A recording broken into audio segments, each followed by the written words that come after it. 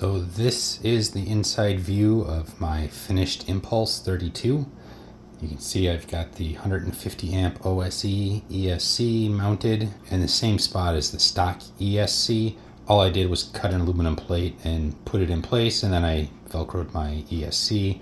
So with the ESC out of the way, you can see that aluminum plate. Just cut it roughly to fit the existing ESC mount area and just super glued it on, and then put a piece of Velcro, and that's what holds the ESC in place.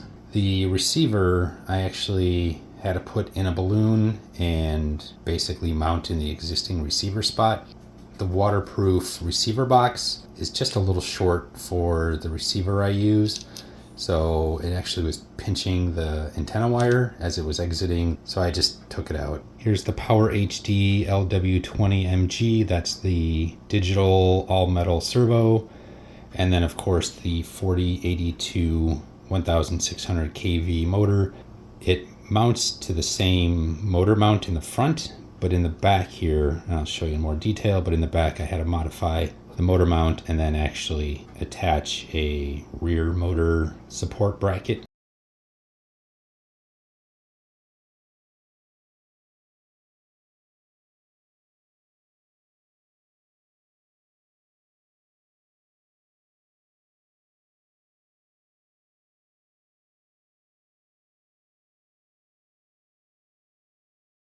Otherwise, everything else is stock. And trying to get a closer look at what I had to do with the motor mount, I ended up having to take off this whole back support on both sides so I could mount the OSE motor rear support bracket. That's it. It's holding fine. I've run some prop testing. Prop testing is going okay. As far as battery location, I've got my batteries pushed as far up against the bulkhead up here to get my center of gravity further towards the bow. My boat's still porpoising, so hoping the changes I make to the running hardware get this thing under control. And there's the water lines, pretty much run the same way they were stock. The through hull is feeding the ESC, the rudder pickup is feeding the motor, and of course they both exit out here.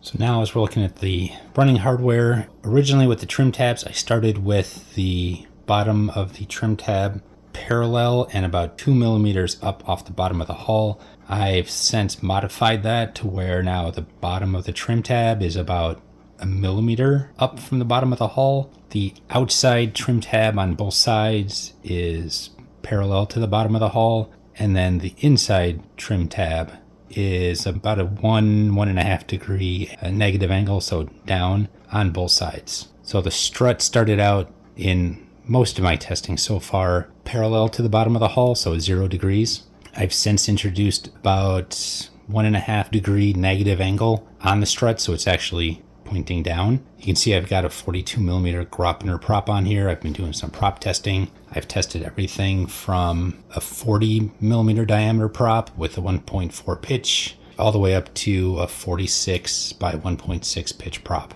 So far, the 40 and the 42 are doing the best. The stock prop, which is around a 41 millimeter diameter by, I think, a 1.7 pitch, that does okay, but with that high pitch, it just takes forever to plane. I prefer the full prop instead of the detongued. But I haven't run yet with the strut at this angle, hoping to keep the boat from porpoising and jumping all over the place. We'll see if I can get many more testing in before winter sets in and the ponds freeze over.